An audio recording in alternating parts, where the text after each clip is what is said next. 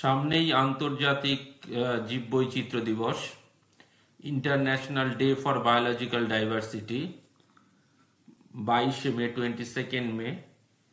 তো আমি ভাবলাম তার আগে একটা ছোট ভিডিও এই বায়োলজিক্যাল ডাইভার্সিটি ডে এর উপরে যদি করা যায়। তো বায়োলজিক্যাল ডাইভার্সিটি কাকে বলে? Biological diversity is often understood in terms of wide variety of plants, animals, and microorganisms, but it also includes genetic differences within each species. For example, between varieties of crops and breeds of livestock, and the variety of ecosystem, for example, lakes, forests, deserts, agricultural landscapes, that host multiple kind of interactions among their members, that is humans, plants and animals. তো এই biodiversity এবং তার বিভিন্ন প্রকারভেদ এইগুলোর উপরে আমি পরবর্তীতে একটা বিস্তারিত ভিডিও তৈরি করব, কিন্তু আজকে মূলত আমি বলতে চাইবো যে বায়োলজিক্যাল ডাইভার্সিটি ডে কিভাবে এলো এবং তার থিম কি আছে যে পরবর্তী কিছু বছর ধরে আমাদেরকে করতে হবে। তো এই বায়োডাইভার্সিটির যে আমাদের ইম্পর্টেন্স রয়েছে তার মধ্যে কিছু যেগুলো ডাইরেক্ট বেনিফিট করে হিউম্যানকে, সেরকম হচ্ছে যে fish production. Fish provides 20% of animal protein to about 3 billion people. এবং over 80% of the human diet is provided by plants. And আমরা দেখেছি যে ডেভেলপিং কান্ট্রিতে, বিশেষ করে রুরাল এরিয়াতে, 80% of people living in rural and developing countries, rural areas in developing countries, এবং তারা টোটালি ট্র্যাডিশনাল প্ল্যান্ট বেসড মেডিসিনের উপর ডিপেন্ড করে for their basic health care. তো এই ইম্পর্টেন্স গুলো তো রয়েছে, আর যদি আমরা সেখান থেকে দেখি যে আমাদের বায়োডাইভার্সিটি লস হয়, তাহলে তার থ্রেটটা সবার উপরে এসে পড়বে এবং আমাদের হেলথের উপরেও এসে পড়বে। এবং আমরা দেখেছি যে আমাদের এখানে কিছু বছর আগে এবং এখনো চলছে করোনা ভাইরাসের প্রকোপ, এবং সেটা জেনেছি যে আমরা বিভিন্ন রিসার্চ পেপার থেকে যে ডিজিজটা ট্রান্সমিট হয়েছে ফ্রম অ্যানিমালস টু হিউম্যান, অর্থাৎ জুনোসিস। এই জন্য শুধু যদি biodiversity loss could expand zoonosis, তো আমরা যদি একদিকে আমরা বায়োডাইভার্সিটিকে ইনট্যাক্ট রাখতে পারি, তাহলে it offer excellent tool to fight against pandemic. তো একদিকে যেমন বায়োডাইভার্সিটির ইম্পর্টেন্স নিয়ে যে তার ট্রিমেন্ডাস ফিউচার জেনারেশনের ক্ষেত্রে যে তার মূল্য রয়েছে, সেইটা নিয়ে যেমন একদিনে তার দিকে তার স্বীকৃতি হচ্ছে, যেটা খুব দরকার। অন্যদিকে দেখা যাচ্ছে যে মানুষের বিভিন্ন যে অ্যাক্টিভিটি গুলো রয়েছে সেইগুলো কিন্তু এই যে বায়োডাইভার্সিটি লসের একটা সিগনিফিক্যান্ট কারণ হয়ে দাঁড়াচ্ছে। তো এই given the importance of public awareness and public education, যে আমাদের সচেতনতার দরকার আছে, একটা শিক্ষার দরকার আছে লোকের মধ্যে। এই যে বায়োডাইভার্সিটি লসটাকে আটকাতে হবে, কারণ এটা একটা গ্লোবাল অ্যাসেট এবং আমাদের ফিউচার জেনারেশনের জন্য এটা একটা ট্রিমেন্ডাস ভ্যালু ক্যারি করছে।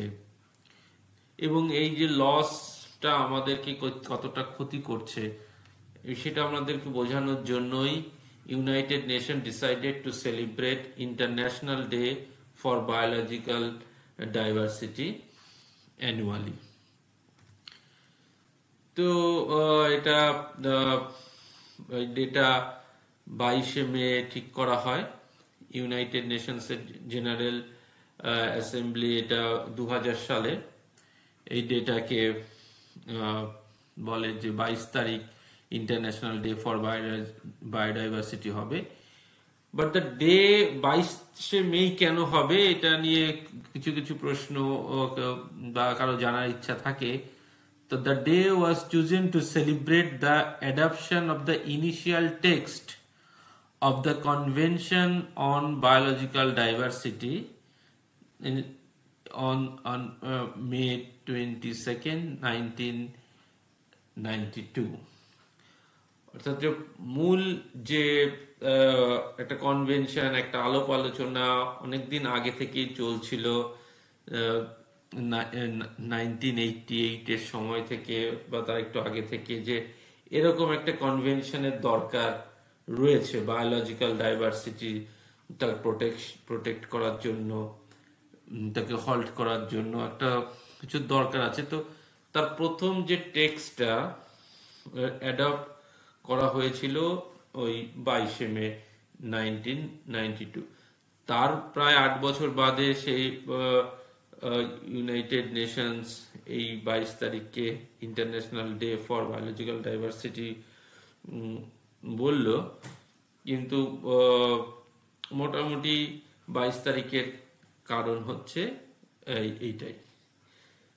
এবং ওই 2000 সালে ঘোষণার পর থেকেই, অর্থাৎ since 2001 it is celebrated every year.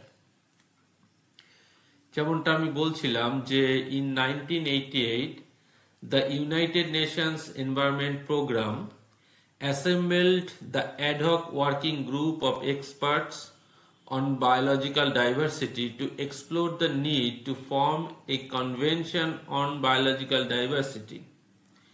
And after years of working to adopt a set of guidelines, the United Nations declared the convention as formally entered into force on December 29, 1993. এই হচ্ছে ব্যাপার যে প্রথমে United Nations Environment Development Programme কিছু এক্সপার্টকে নিয়ে, expert যারা biological ডাইভার্সিটির expert, তাদেরকে একটা গ্রুপ তৈরি করে তারা আলোচনা করলো, যে তারা চিন্তা করেছে যে এরকম একটা কনভেনশনের দরকার আছে, কনভেনশন অন বায়োলজিক্যাল ডাইভার্সিটি।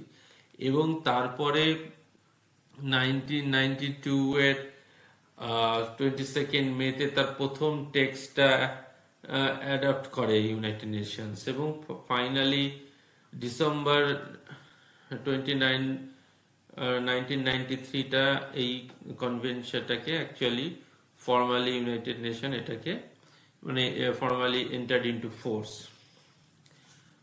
তো তার পরবর্তীতে 2000 সালে ডিক্লেয়ার করা হয় যে ডেটা সেলিব্রেট হবে অন 22nd মে থেকে। তো এই যে কনভেনশন অন বায়োলজিক্যাল ডাইভার্সিটি, এটা is an international treaty for conservation of biodiversity, the suitable use of the components of biodiversity and the equitable sharing of benefits derived from the use of genetic resources. তো এখন মোটামুটি সারা পৃথিবীর সব দেশই এই কনভেনশনের সদস্য, 196 পার্টি রয়েছে এই কনভেনশনে, যেখানে সব জায়গায় এই কামিং 22 তারিখ 22শে মে সোমবার এই সেলিব্রেশন হবে। তো প্রত্যেকটা ডেরই এরকম একটা সেলিব্রেশনের একটা থিম থাকে। যেমন আমরা দেখেছি on 22nd March the world water day ছিল, তখন তার থিম ছিল accelerating the change to solve the water and sanitation crisis. তার এক মাস বাদে 22nd এপ্রিল ছিল আর্থ ডে, তার একটা থিম ছিল ইনভেস্ট ইন আওয়ার প্ল্যানেট, এবং তার এক মাস বাদে 22শে মে আমাদের ইন্টারন্যাশনাল বায়োডাইভার্সিটি ডে। এখানেও থিম হচ্ছে from agreement to action, build back biodiversity. এখন এই যে এগ্রিমেন্ট, এটা এগ্রিমেন্ট টু অ্যাকশন, এই ব্যাপারটার উপরে যদি আমরা দেখি তাহলে দেখব যে আমাদের 15th conference off party to the UN convention of biological diversity, যেটাকে আমরা সংক্ষেপে COP15 বা COP15 বলবো, সেখানে থেকেই এই যে এবারে থিমটা উঠে এসছে। এবং সেই during the COP15 an incredible and historic achievement has been made by adopting the Kunming-Montreal Global Biodiversity Framework, and that the world has the Global Biodiversity Framework, that is agreement. তার মানে ওই যে COP15 এ আমাদের এই এগ্রিমেন্টটা adopt হয়েছিল, যেটা Kunming-Montreal global biodiversity framework বলছে, এই এগ্রিমেন্ট আছে। এই এগ্রিমেন্টে কি আছে লেখা সেটা আমরা পরবর্তীতে স্লাইডসগুলোতে বলবো, কিন্তু সেই এগ্রিমেন্টটা এই the success of this COP15 is যে তারা এই ফ্রেমওয়ার্কটা তৈরি করেন, গ্লোবাল বায়োডাইভার্সিটি ফ্রেমওয়ার্ক, যেটাকে আমরা এগ্রিমেন্ট বলছি, এবং সেটা তারা অ্যাডপ্ট করেন। এবারে আমাদের কাছে এগ্রিমেন্টটা আছে, তাহলে এবার আমাদের এগ্রিমেন্ট ওয়াইজ অ্যাকশন করতে হবে। তাই এর থিম হচ্ছে ফ্রম এগ্রিমেন্ট টু অ্যাকশন, এবং অ্যাকশনটা কোন দিকে হবে? Build back biodiversity. তো এই COP15টার একটা প্রথম অংশে আমরা এটাকে কি বলছি না, কুনমিং, তারপরে মন্ট্রিয়াল। তো যে এগ্রিমেন্টটা গ্লোবাল যে বায়োডাইভার্সিটি ফ্রেমওয়ার্ক, এইটার এই যে COP15 এটা দুটো ফেজে হয়েছিল। First phase took place virtually from 11 to 15 October 2021 in China, Kunming, China, and the second phase was held in Montreal, Canada from 7 to 19 December 2022. তো এই যে global biodiversity framework, the main aim হচ্ছে to halt and reserve nature loss. The framework consists of global targets. আমাদের 4টে গোল এবং 23টা target রয়েছে এই ফ্রেমওয়ার্কের মধ্যে, that to be achieved by 2030 and beyond, কোনো ক্ষেত্রে সেটা 2050 অবধি রাখা হয়েছে, to safeguard and sustainably use biodiversity. The 4 overarching goals to be achieved by 2050 focus on the ecosystem and species health, including to halt human-induced species extinction, the sustainable use of biodiversity, equitable sharing of benefits. আর যে 23টা এবং অন্যান্য জিনিসগুলো আছে, আর যে 23টার আমাদের target বলা রয়েছে সেগুলো to be achieve by 2030, including 30% conservation of land and sea, 30% restoration of degraded ecosystem, halving the introduction of invasive species, etc. তো এই যে আমাদের যে গ্লোবাল বায়োডাইভার্সিটি ফ্রেমওয়ার্ক রয়েছে সেই অনুসারে আমাদেরকে কাজ করতে হবে, সেটাই হচ্ছে এবারে theme, that is agreement to action. So এই জাতীয় জিনিসগুলো সম্পর্কে আরো জানার জন্য আমরা এই লিঙ্কগুলো দিয়ে দিয়েছি। এখানে পুরো এগ্রিমেন্টটাও রয়েছে, যেখানে 23টা আমাদের যে টার্গেট রয়েছে সেই সম্পর্কে লেখা রয়েছে, ফুল এগ্রিমেন্টটা রয়েছে, গোলসগুলো রয়েছে। তো আরো ডিটেলসে জানার জন্য 1, 3, 4 এই রেফারেন্সগুলো দেখা যেতে পারে। Thank you for watching this video.